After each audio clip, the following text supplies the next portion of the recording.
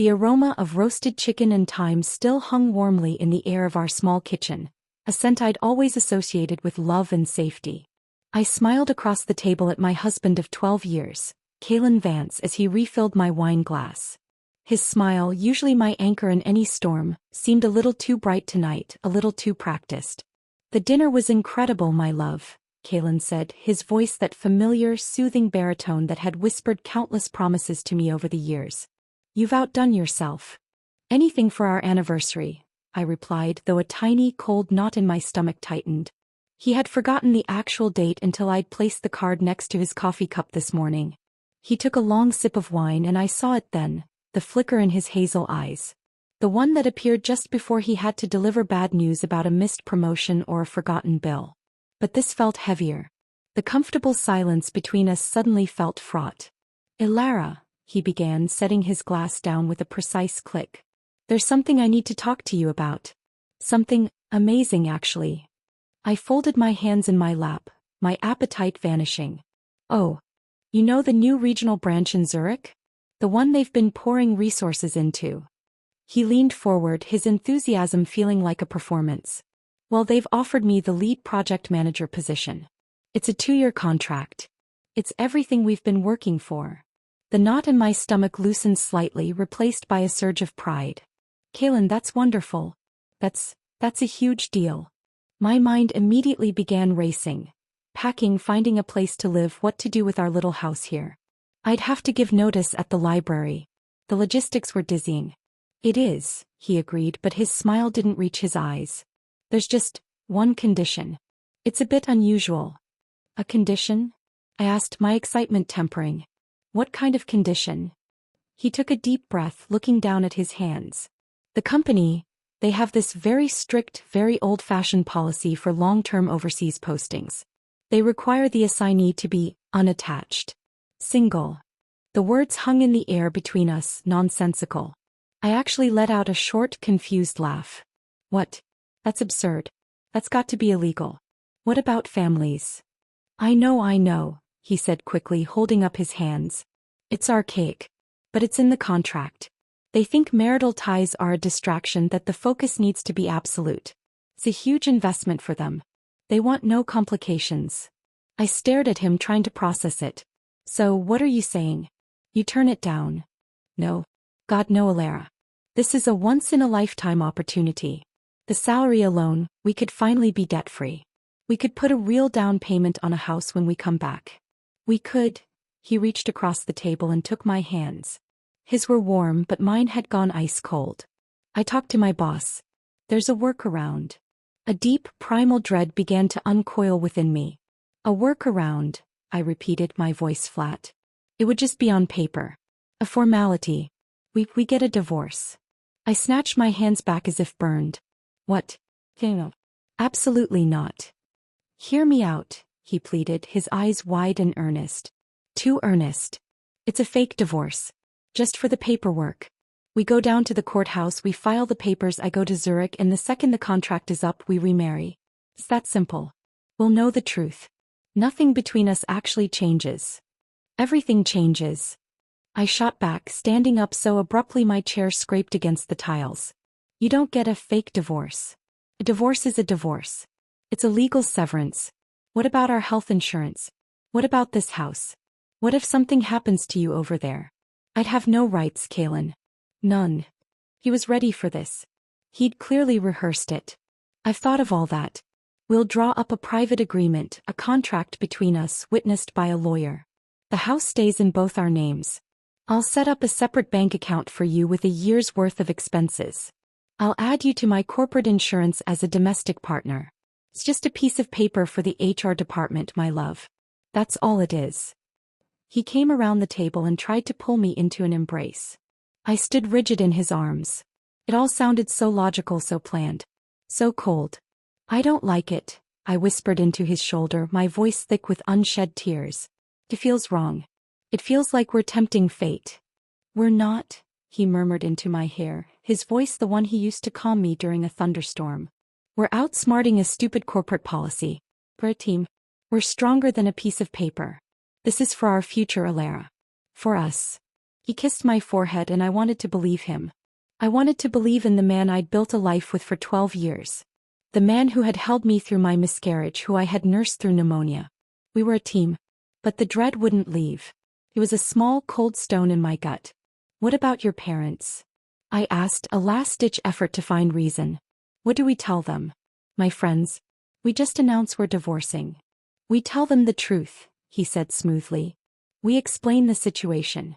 They'll understand it's for my career. And if they don't, it's only for 2 years. We can handle it. He looked at me, his expression so full of love and hope that the cold stone in my gut began to feel like a betrayal of my own. Was I being selfish? Was I holding him back from this incredible opportunity because of a superstitious fear? I thought of the financial strain we'd been under for years. I thought of the light in his eyes when he talked about his work. I thought of the future he was painting, debt-free, secure, a new house. I took a shaky breath. The word felt like ash in my mouth. Okay. His face lit up with pure relief. Okay. Okay, I repeated, forcing a smile. For us. For our future. He hugged me tightly, spinning me around slightly. You won't regret this, Alara. I promise you. This is the start of everything. As I clung to him, the cold stone in my gut remained. I had just agreed to dismantle the legal foundation of our life together based on a promise. And a tiny, terrified part of me, a part one silenced immediately, wondered if I had just made the biggest mistake of my life. The courthouse smelled of lemon-scented disinfectant and anxiety. I sat on an unforgiving wooden bench, my hands clasped tightly in my lap, watching Kalen chat amiably with the clerk. He looked handsome in his crisp navy suit, the one he wore for important presentations. He looked like a man celebrating, not a man ending his marriage.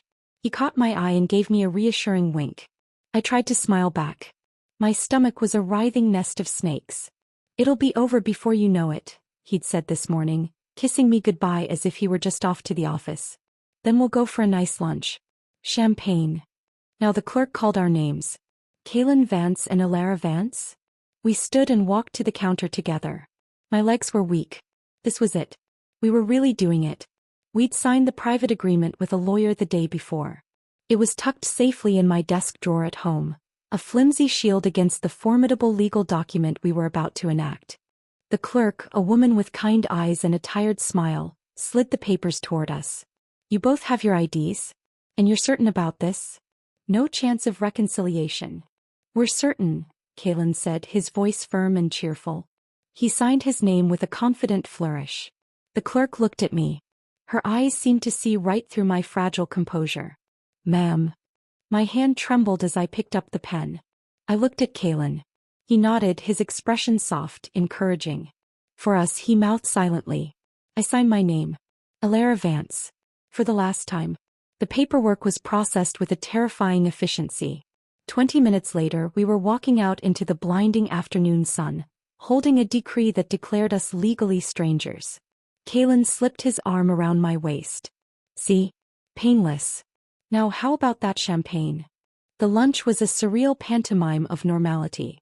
He talked excitedly about Zurich, about the apartment the company was providing, about the travel we'd do when I visited. He promised to call every day. He promised it would fly by. He promised.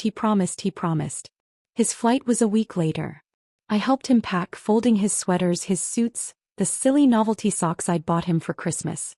The reality of his absence began to truly sink in. 2 years felt like an eternity.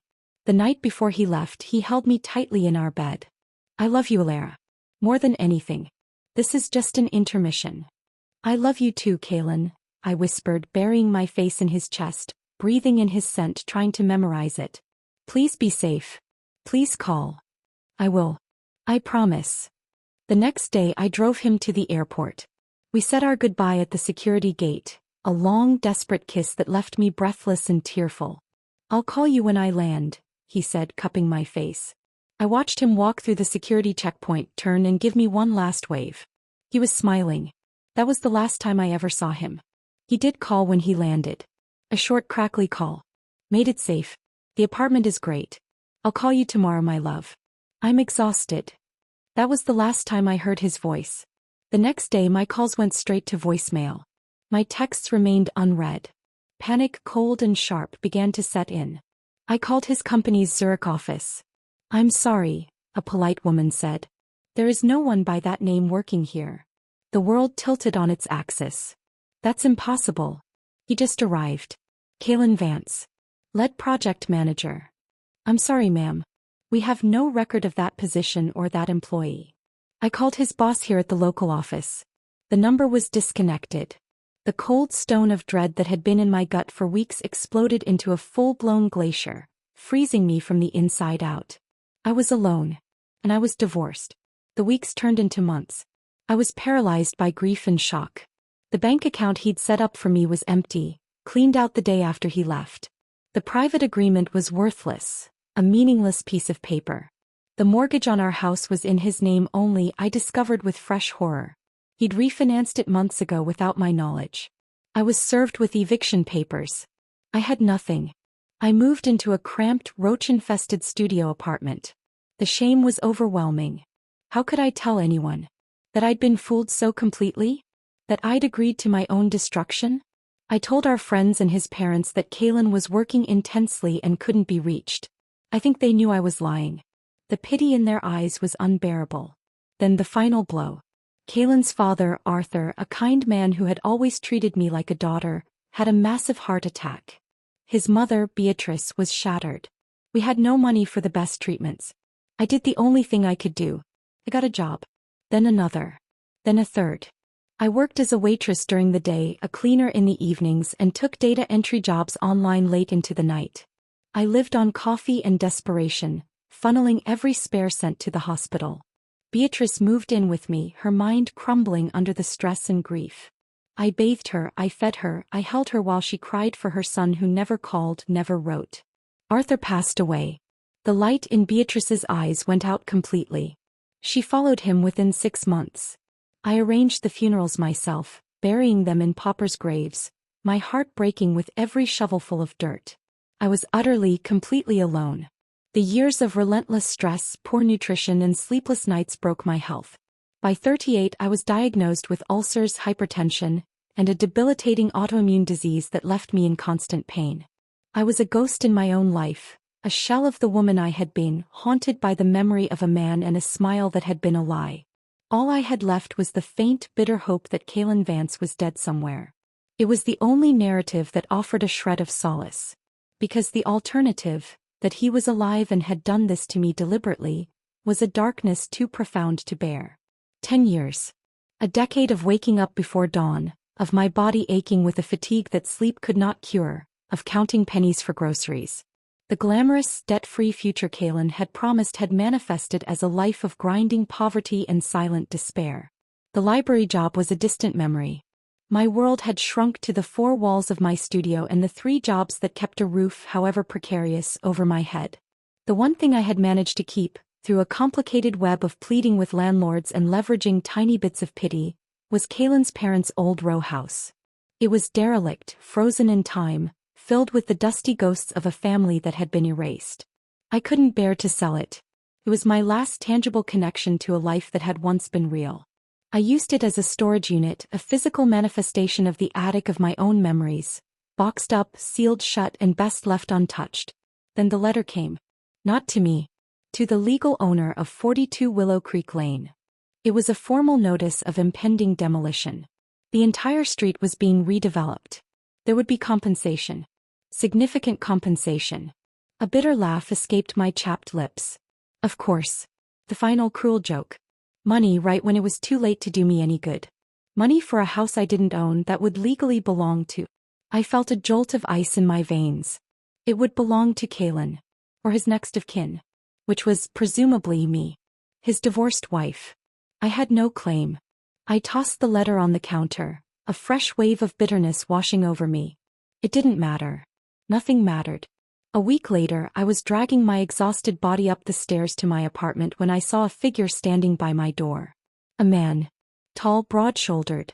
For a heart-stopping, delirious second my mind, betrayed by exhaustion and old neural pathways, whispered Kalen. Then he turned. It was him. But it wasn't. The man I married had been vibrant, his face lined with smiles and ambition. This man was harder, coarser. He was tanned and well-dressed in a way that spoke of leisure, not work. His hair was shorter, streaked with gray at the temples. He looked like a successful middle-aged tourist. And he was not alone. Beside him, clinging to his arm, was a woman my age. She was slender, expensively dressed, her face carefully maintained by cosmetic help. She was laughing at something, her eyes sharp and calculating as they scanned the shabby hallway. The world narrowed to a pinprick. The air vanished from my lungs. I stopped, my keys clutched in my hand like a weapon. Kalen's eyes found me. There was no surprise, no shock, no guilt. There was only a cold, appraising glance, as if I were a piece of furniture he'd forgotten he owned. The woman's laughter died as she followed his gaze. A smirk played on her lips. "Alara," Kalen said. His voice was the same, but the warmth was gone, replaced by a flat, casual tone. "Long time." I couldn't speak. I could only stare, my heart hammering against my ribs like a trapped bird. He gestured to the woman. "This is Serena." Serena gave a little finger wave, her eyes raking over my worn coat and cheap shoes with undisguised contempt. "We were in the neighborhood," Kalen continued as if this were a casual social call. "Thought we'd stop by. Heard about the demolition notice for the old place. Figured we'd handle the paperwork. Save you the trouble." The word echoed in the silent hallway. My voice, when it finally came, was a raspy stranger's. "Where have you been?" He waved a dismissive hand. "Around Europe mostly. The project got extended. Then other opportunities came up."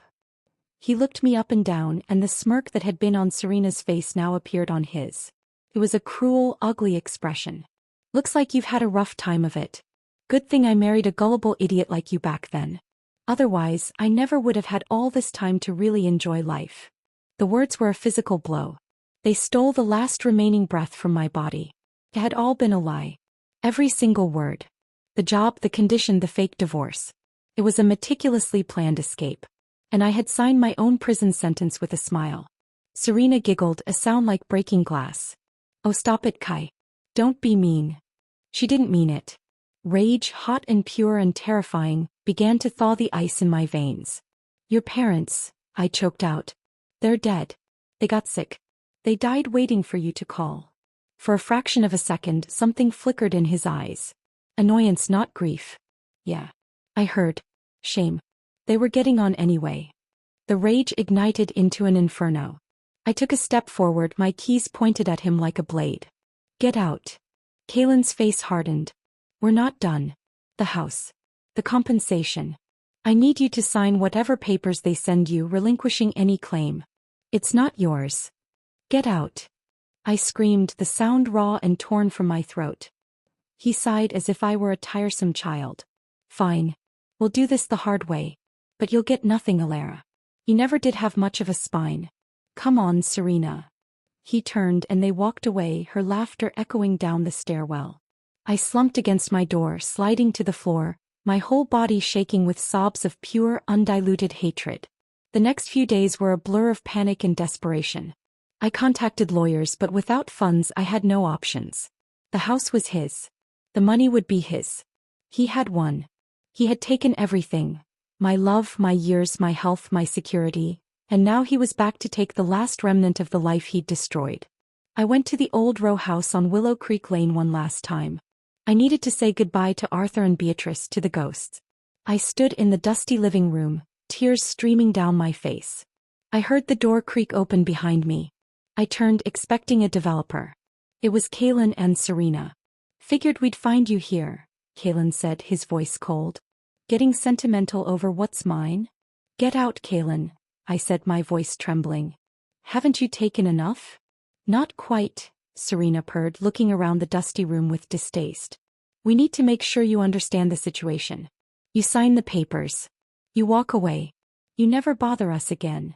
Or what?" I challenged, the last of my courage flaring. Kalen took a step toward me. Then another. His expression was no longer casual. It was deadly serious. "Or we make sure you can't bother anyone ever again." I backed away, but the room was small. Serena moved to block the door to the kitchen. I was trapped. "You ruined my life," I whispered, the truth of it crushing me. "You ruined it yourself by being so trusting," he sneered. Now it's time to tidy up the last loose end. He lunged at me.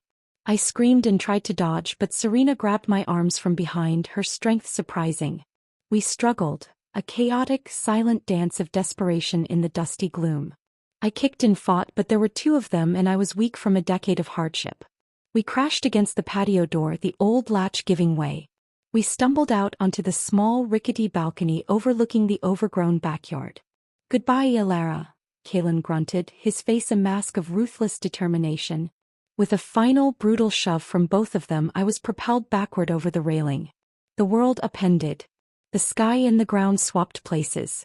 There was a terrifying moment of weightless flight, and then an impact that was not so much a sound as a feeling. A sickening, crushing finality that exploded through every bone in my body.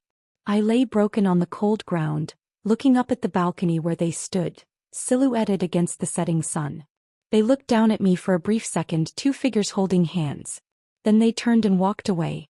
The pain was unimaginable, a white-hot fire consuming me. But worse than the pain was the despair.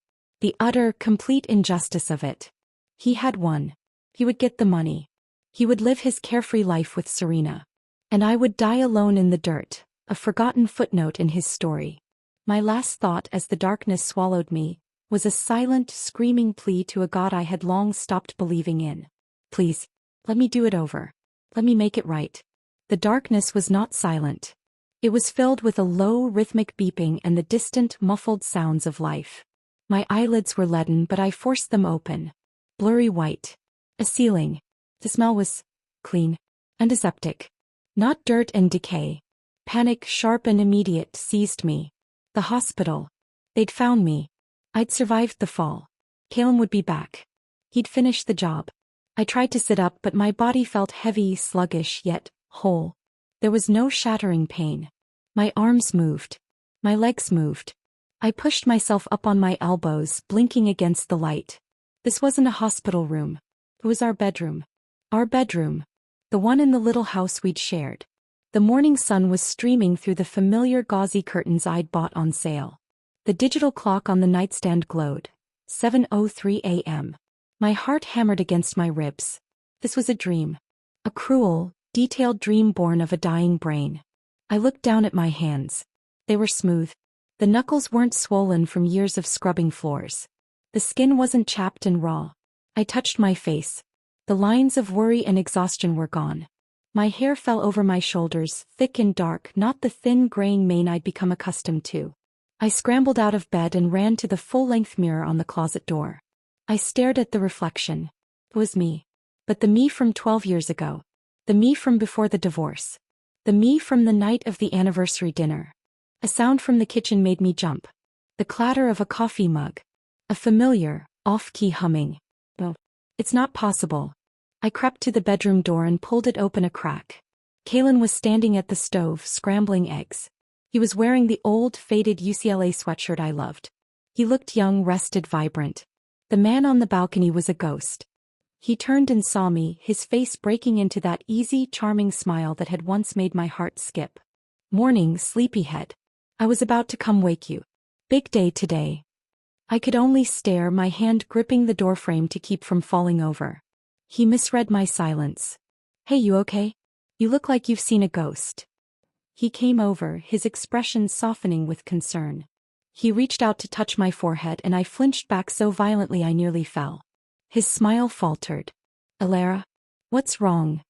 My mind was screaming, a chaotic jumble of memories. The fall, the pain, the decade of loneliness, his sneering face on the balcony. And now this. This perfect reenactment of a morning I barely remembered. My voice was a croak. I cleared my throat. I had a bad dream. The concern on his face melted into relief. He chuckled. "Yeah. Well, shake it off. The company just called. They've assigned me to that temporary overseas position in Zurich. It's really happening." The words were a precise, verbatim echo from another lifetime. A cold certainty settled over me, washing away the panic and confusion. This was not a dream. This was something else. Second chance. A miracle. Or a curse. He was still talking, his voice horribly familiar. "They require me to be single for the posting. You know how these big corporations are with their archaic rules. Let's find some time this week to go file for divorce. Just on paper, of course. It'll be a fake divorce. I turned my head and looked at the all-too-familiar face in front of me. The face of the man I had loved. The face of the man who had murdered me. The memories of my lost life. The betrayal, the poverty, the grief, the sheer physical agony of my death, crashed over me not as a memory but as a fresh, open wound. The love I had once felt for him curdled in an instant, replaced by a hatred so pure and so vast it was dizzying. Without a second thought I acted. I didn't think. I just felt. I drew my arm back and slapped him. Hard. The crack of my palm against his cheek was shockingly loud in the quiet kitchen. It echoed off the tiles, a sound of pure, undiluted justice. Kalen staggered back, his hand flying to his face, his eyes wide with utter shock and confusion. The charming facade shattered, replaced by raw, unvarnished astonishment. "What the hell, Ilara?" he finally sputtered, his voice rising in anger. "Are you crazy?" I stared at his ugly, bewildered face, my eyes burning with a fire he had never seen in me. "I'd have to be crazy to believe you," I said, my voice low and steady, laced with a venom that made him blink. "I'd have to be insane to ever trust a single word that comes out of your mouth again. He wasted half of my life. He let his parents die alone. He left me to rot in poverty. And then he murdered me." Just thinking about the feeling of my bones breaking, my body smashing into pulp from that fall, sent a cold shiver of remembered agony through my whole body. Seeing me silent, my rage a palpable force in the room, Kalen's eyes flickered with a panic I now recognized. The panic of a man whose perfect plan was suddenly veering off script. But he was a good actor. He quickly tried to cover it up, forcing a smile that looked worse than crying. "Honey," he began, his voice placating. "I know you're upset. This is sudden. But I'm doing this for my promotion. For us. It's all so I can give you a better life. You understand that, right?" He took a step toward me, holding his hands out in a gesture of false affection. "It's just a fake divorce. The second the job ends we'll get remarried, I promise. If you're not comfortable I can have my parents come stay with you. I'll send you a living allowance every month too. You can rest easy, right?" The script was exactly the same. Word for word. The same promises, the same reassurances that had once sounded so loving and now sounded like a sinister recitation. In my last life this had worked. This had broken down my defenses. Now it only fueled the inferno inside me. I took a deep breath, forcing the tremble from my hands. Heaven had given me this second chance not for impulsive revenge, but for a calculated victory. I needed to be smart. I needed to play the long game. I needed to send him straight to hell, and I needed to do it legally. I forced my features to soften. I let my shoulders slump, feigning resignation. I looked down at the floor as if defeated. "You promise?" I whispered, making my voice small and shaky. "You promise it's just on paper? You'll come back for me?" The relief on his face was instantaneous. The panic vanished, replaced by smug triumph. He'd won. I was back under control. "Of course I promise, my love," he said, pulling me into a hug I had to endure, my body rigid with revulsion. "This kind of thing should be done quickly. I've got a friend at the civil office. We'll file first thing tomorrow morning." He even pulled the divorce agreement out of his briefcase, right there and then. In my previous life I had signed it blindly, so trusting, not even noticing the traps hidden in the dense legalese. Now, as he handed me the pen with a triumphant smile, I held the papers and pretended to read them. Then I let out a cold laugh and pointed straight at the asset division clause. "Kalen, care to explain this part?" "What part?" he asked, his smile tightening. "If this is just a fake divorce," I said, my voice dripping with false confusion, "why does it say I walk away with nothing? Why does it say I relinquish all claim to our joint assets? Our savings? The house?" He didn't even flinch. He replied with full, arrogant confidence. "I'm going abroad. Zurich is insanely expensive. I'll need access to all the cash. You're just a librarian. You wouldn't understand international finance. Stop stalling and sign the damn thing. Just a librarian." The condescension was breathtaking. I threw the pen to the floor. "No. No way in hell. If I sign this, what's to stop you from walking away for real? What if once the divorce is finalized you turn your back on me?" I gave him a cold, knowing smile. "You're not seeing someone else, are you? Trying to use this fake divorce as a way to get rid of me?" Kalen's face changed instantly. The color drained from his cheeks, then flooded back in an angry red flush. What the hell are you talking about, Alara? Don't project your dirty thoughts onto me. Don't you dare slander me like that. I couldn't be bothered to watch his act anymore.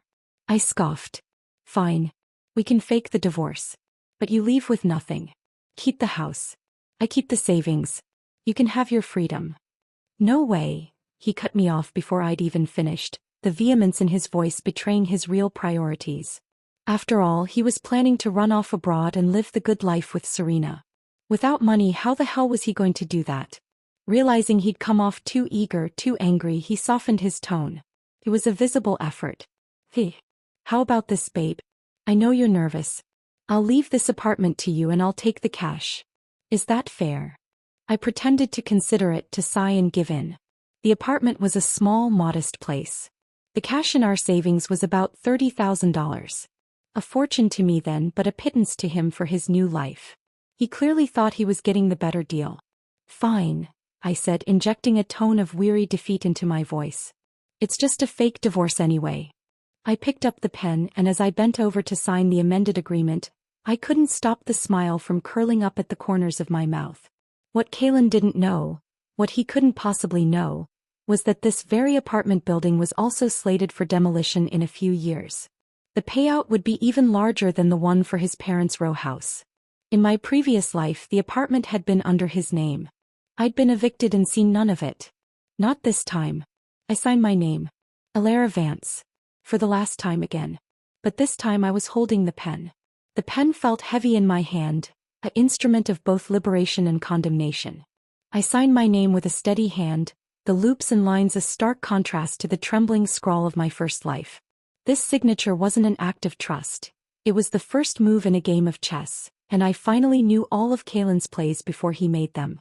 He beamed, a picture of relieved triumph, and snatched the paper away as if afraid I'd change my mind. Perfect. It's all going to be perfect, you'll see. He leaned in to kiss my cheek and I turned my head slightly so his lips grazed my hair instead. He didn't seem to notice, too absorbed in his victory. That night I lay in our bed, my back to him, feigning sleep. My body was rigid, every cell screaming with the memory of his betrayal. I heard the rustle of sheets, his breathing slow and even. Then, after what felt like an eternity, he whispered my name. Alara? You asleep? I didn't respond, keeping my breathing deep and rhythmic. He gave me a little nudge. When I remained still, he slipped out of bed with the practiced silence of a man who had already been living a secret life. I heard the soft click of the bedroom door, then the more distant click of the bathroom door closing. I was out of bed in an instant, pressing my ear to the cool wood of the bedroom door. The low murmur of his voice was just audible. Don't worry, baby. I already got her to sign the agreement. We're finalizing it tomorrow. A giggle, sharp and familiar, came through the phone. Serena's giggle. Wow, you're that eager. Just one more month, he whispered, his voice dripping with an intimacy that made my skin crawl. Once we get the divorce certificate, we'll disappear. I'll fake my death, go off the grid. Guaranteed that old hag won't find us. Old hag. The term lanced through me. That old couple, he continued, his voice cold and dismissive. I'll toss them aside too. In a few years, when they both croak and the kid's grown up, we'll come back and live the good life. I stood there, my fists clenched so tightly my nails dug half-moons into my palms. The kid. The boy he'd brought home in our second year of marriage, claiming he was an orphan from a program his company sponsored. A sweet, quiet child with Kalen's eyes, who I had loved as my own. It wasn't until my dying moment in my first life that I learned the truth.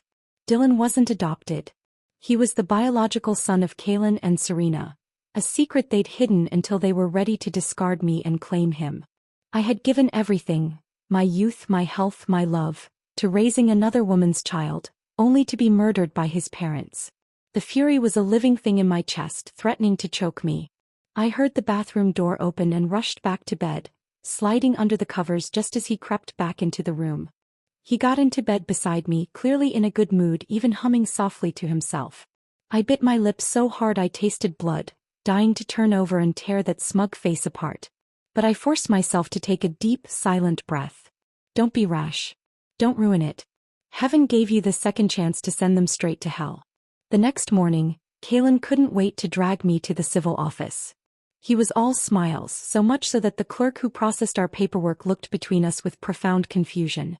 Her gaze settled on me, full of silent sympathy for the seemingly heartbroken wife being so callously discarded. But when she noticed the small, unshakable smile on my own face, her pity turned to pure bewilderment.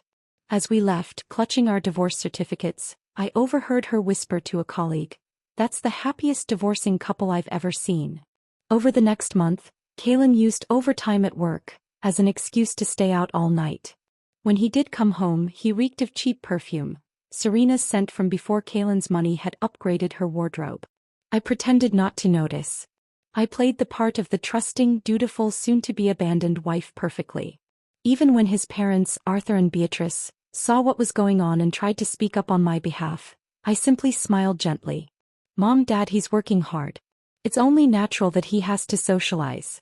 As his wife, I should be understanding." My composure only deepened their affection for me and their frustration with their son. I was weaving a web, and every thread of my patience was another strand of steel. One afternoon, Dylan, now a thoughtful 6-year-old, looked up from his coloring book. "Mom, the other day I saw Dad with a different lady. Doesn't he love us anymore?" My feelings about the boy were complicated. He wasn't ungrateful. In my last life after my death, he'd had a complete breakdown. He'd investigated the truth, cried hysterically at my grave, but under the constant brainwashing and emotional manipulation from Kalen and Serena, he had sunk into a depression and eventually taken his own life. He may not have been my biological child, but the bond we'd shared over more than a decade was real. He was a victim in this too. I pulled him gently into my arms. "It's okay.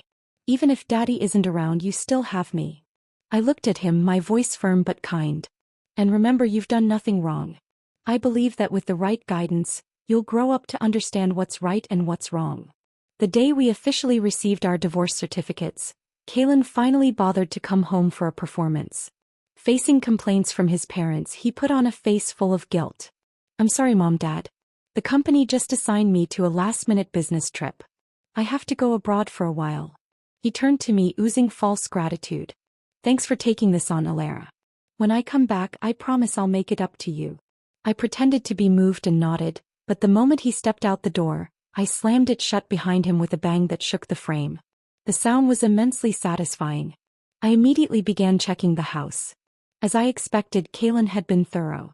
He'd taken all the bank books, the credit cards, even the gold jewelry that had been mine, gifts from his parents, my grandmother's locket. He'd cleaned it all out. I was furious, the old, helpless rage from my first life bubbling up. I nearly grabbed the phone to curse him out. But I stopped myself. Besides this apartment, I also had a small condo I had saved up for and bought before our marriage. In my first life, Kalen had sweet-talked and coerced me into transferring it into his name, another asset for him and Serena to loot. Not this time. No matter how he tried to manipulate me over the phone in the coming weeks, I only reluctantly agreed to hand over my remaining dowry money. The condo stayed firmly, legally in my name. After what I'd been through, I had learned one hard truth. A woman must always leave herself a way out. Pitying a man would only bring a lifetime of misfortune. Just like before, once Kalen left, he completely cut contact. According to the timeline from my previous life, 3 days later, Arthur would be pushed by some rowdy kids while exercising, resulting in a cerebral hemorrhage. The shock would cause Beatrice to suffer a stroke. This time I was ready. I did everything I could to prevent it. I went with Arthur on his walks. I warned him about the group of teenagers who frequented the park. But fate, it seemed, had a stubborn streak. On the 3rd day, while I was at the grocery store, my phone rang. It was a neighbor. Arthur had slipped on a patch of ice and fallen hard. He'd lost consciousness. I didn't panic. I didn't freeze. I stayed completely calm. I called for an ambulance first, then called Beatrice, my voice steady and reassuring. "Mom, Dad's had a fall. I've called an ambulance. I need you to stay calm for me. Can you do that? I'll meet you at the hospital." Thankfully, this time with my support, Beatrice didn't suffer a stroke, though her emotions were frayed beyond measure. At the hospital, she trembled as she dialed Kalen's number. Just like before, the line was disconnected. She called his company, only to be told he had resigned weeks ago. Seeing the moment was right, I let my own carefully constructed composure break. I dissolved into tears, a masterclass of performance. Mom, I sobbed, I think Kaylin tricked me. I told her everything about the fake divorce, the empty promises. He even took my dowry money and all the gold jewelry you and Dad bought for me. Do you think he's seeing someone else? There's no money left at home and now Dad's in the hospital. I really don't know what to do. My mother-in-law was furious. That heartless bastard, she cursed. Then her eyes rolled back and she fainted. Compared to the devastating stroke she'd suffered in my past life, this was a manageable outcome. I sold my condo. The money was more than enough to cover Arthur's surgery and hospital bills without the desperate delays that had cost him his life before.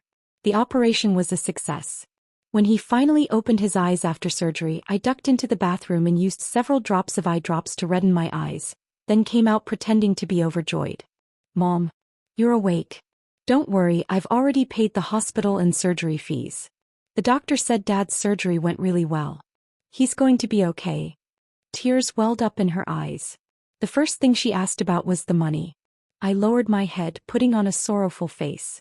I sold my parents' old house for cheap. It'll hold us over for a while, I hope. Her expression changed instantly. She knew I'd lost my parents when I was young, and that old house was all I had left of them. And now, to save her husband, I had sold it. Ilara. Her voice broke with emotion. She gripped my hand tightly and sobbed. My dear, dear girl. I felt a deep ache in my chest. My in-laws were good people.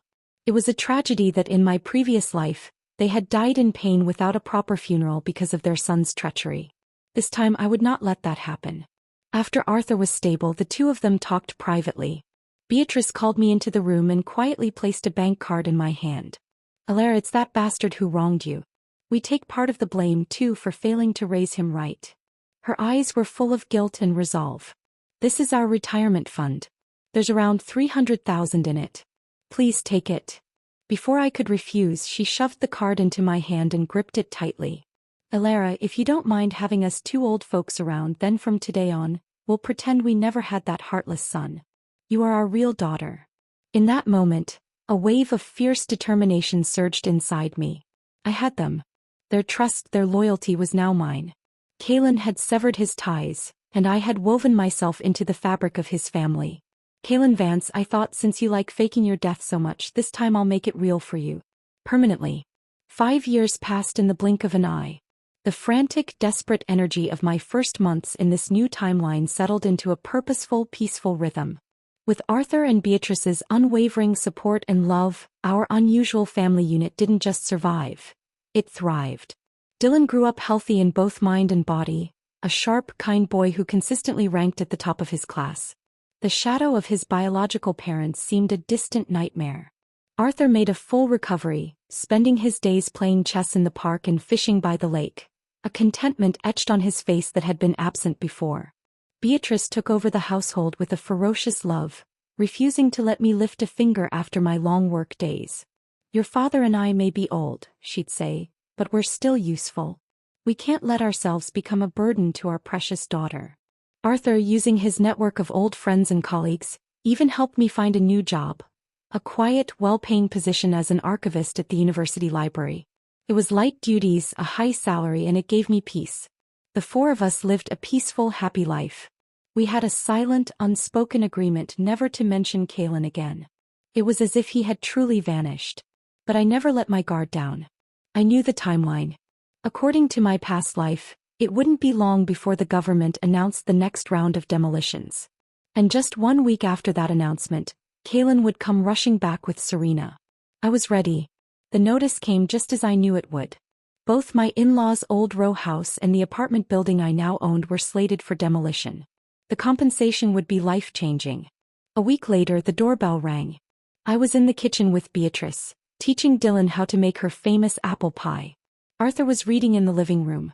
We'd moved into a comfortable house I'd bought with the first year's salary from my new job, a place with no memories of Kaylin. I opened the door. And there he was. Kaylin. But the years had not been kind to him. He looked hardened, thinner, his expensive clothes replaced with a cheap, worn jacket. His eyes darted around, hungry and calculating. Serena stood behind him, her once polished appearance now faded and sharp-edged, like a tacky ornament left out in the sun. The moment he saw me, his eyes bulged with a possessive rage. You cheating whore.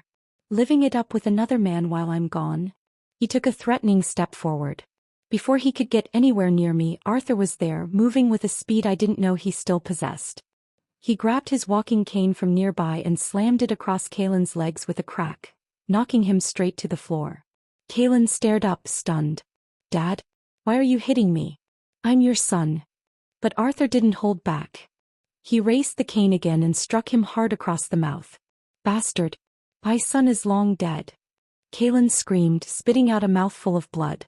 Beatrice rushed over, not to help him but to stand by Arthur. Mom. Say something. Can't you see he's hitting me? Has he lost his damn mind? Kalen pleaded. Before he could finish, Beatrice slapped him across the face. What kind of lunatic are you? She swung again, harder. My son's dead and he can't even rest in peace, and you dare insult my daughter? I'll beat you to death myself. I stood to the side, arms crossed, watching the beautiful, brutal spectacle. My boyfriend, Mark, a gentle history professor I'd been seeing for a year, blinked in confusion. Shouldn't we help? Nope, I replied, a small smile on my lips. This is the first time I've ever seen such a perfect tag team beatdown. I'm not interrupting that. Kalen, dazed and beaten, finally fled, clutching his head. Just before he left, he snarled one last threat. Without me, who's going to take care of you two old farts in your dying years? Arthur hurled the cane at his retreating back. Get lost. I don't need a son like you. Beatrice spat on the ground in disgust. We'd rather hire a random farmhand to take care of us than rely on a scumbag like you. We knew he wouldn't give up. That very night, he and Serena moved into my in-laws' old countryside house, thinking the village neighbors would protect them from a scene. He was right about his parents not making a fuss there. But he was wrong about me. I brought Mark and called a few friends from the gym, large, muscular guys who asked no questions and were happy to help. We headed straight for the old house. The moment I opened the door, Serena's face contorted with rage. You bitch. This is your doing, isn't it? She charged forward, but I slapped her across the face without hesitation. Serena, I said coldly. If you've got issues, go see a therapist. This is my parents' house. I have every right to be here. You're the one trespassing. I glanced at Kalen, a smirk on my face. Want to see what happens if I call the cops? She was stunned. What are you talking about? Isn't this Kalen's house? Originally, I couldn't care less about you two sewer rats, I said, my voice dripping with contempt. But this house belongs to my parents. That gives me every right to handle it. I suggest you leave unless you want me to get physical. She lunged again. I didn't hesitate. I delivered 2 more sharp, hard slaps. Have you come to your senses yet? If not, I don't mind helping you a little more. I gave them 24 hours to leave. As I turned to go, a drunk, stumbling Kalen arrived. He rushed at me, but one of the gym guys kicked him square in the chest, sending him flying. You think someone like you can lay a hand on Alara? Try it again and I'll snap your damn wrist. Kalen, desperate, brushed his greasy hair back. It's me, Alara. Your husband. I slowly stepped forward, smiling faintly. Then I slapped him hard. And who the hell do you think you are? My husband, Kalen Vance, is already dead. He started frantically recalling old memories, trying to appeal to a sentiment that had died in me long ago. I kept insisting he was an imposter. Finally I said, fine. If you're really him, let's go to the police station. Let's see if they recognize you. His face turned ashen. He couldn't face the police. The massive high-interest loans he'd taken out to fund his life with Serena would land him in prison. He fell to his knees, begging, apologizing, even slamming his forehead on the ground. Please, Alara. I have nothing left. It was all Serena's fault. She seduced me. I love you. I ignored him. When he grabbed my sleeve and cried, think about our child. Do you really want him to grow up without a father? My gym friends didn't need a signal. They slammed him to the ground, pummeling him mercilessly. You piece of shit. Faking your death? You think you're qualified to be a father? One shouted. I kicked him twice myself. So tell me, who the hell are you really? Under the storm of blows he finally broke. I'm sorry. I was wrong. I'm not Kalen. I swear I'm not. Please stop. I waved them off. I bent down, looking at the pathetic, broken figure. I'll raise my child on my own. That has nothing to do with you. You're just an outsider now. Come near us again and I won't be so polite next time. I knew he wouldn't give up. He had one card left to play. Dylan. Sure enough, he began stalking the elementary school. My mother-in-law spotted him. Should we call the police? She asked, surprisingly calm. I shook my head. A thief has 1,000 days to scheme, but we can't spend 1,000 days guarding against him. I crouched down to meet Dylan at eye level. Dylan, will you help Mommy with something? Kaylin finally cornered Dylan in a narrow alley on a day he walked home alone. Dylan, do you still recognize me? You kind of look like my dad, Dylan said, perfectly following the script we'd rehearsed. Kaylin's eyes lit up. It's me. I'm your dad. Come on, let's go home. I'll take you to see your real mom. Dylan blinked. Okay. Kaylin brought him straight to their rented house. Serena burst into tears. Hi, sweet boy. Mommy missed you so much. I missed you too, Mommy, Dylan said, his voice small and pouty. That old witch at home keeps making me study every day. She never lets me eat anything good. I hate her. I heard every word through the audio device hidden in Dylan's pocket. My blood ran cold. Then came the clincher. Dylan, Serena asked sweetly, would you be willing to help Mommy with something? She pulled a small paper packet from her pocket. When you get home, pour this into the old witch's cup. And remember, put some in your grandparents' cups too. I got it, Dylan said. The packet contained a lethal dose of hydrogen chloride. They were using a child to try to murder us. That night we staged our scene. I slumped over the dinner table. Arthur and Beatrice lay motionless on the floor. Dylan made the panicked call. Daddy, Grandpa and Grandma. They passed out. I can't wake them up. Did you pour the powder? Kaylin demanded. Dylan just cried. An hour later, Kaylin and Serena crept into the apartment. They saw our bodies. You two old farts, Kaylin cursed, staring at his parents. Serves you right. Serena's eyes scanned the room with greed. She spotted the powder packet on the table. Making sure, she snapped and pried my mouth open, pouring the entire contents in. They were cooing over their victory when the police stormed in, dragging them away. Later, in the interrogation room, Kaylin begged to see me. Elara, don't be heartless. It was just a fake divorce. How could you take things this far? I let out a cold laugh. You know exactly who crossed the line first. You lied. You cheated. You abandoned your dying parents. A man as heartless as you has no right to lecture me. He stared stunned. You knew. His face twisted with rage. He slammed against the glass. You did this on purpose. You tried to ruin me. Then he let out a maniacal laugh. You think you've won? Dylan is my son. Mine and Serena's. One day he'll hate you and come looking for me. I raised my hand. Dylan came running over. Thanks to this little guy, I said, patting his head. We caught you two monsters. Dylan beamed. Mom, wasn't my acting amazing? Kaylin's eyes widened in burning disbelief. You, Dylan, I'm your father.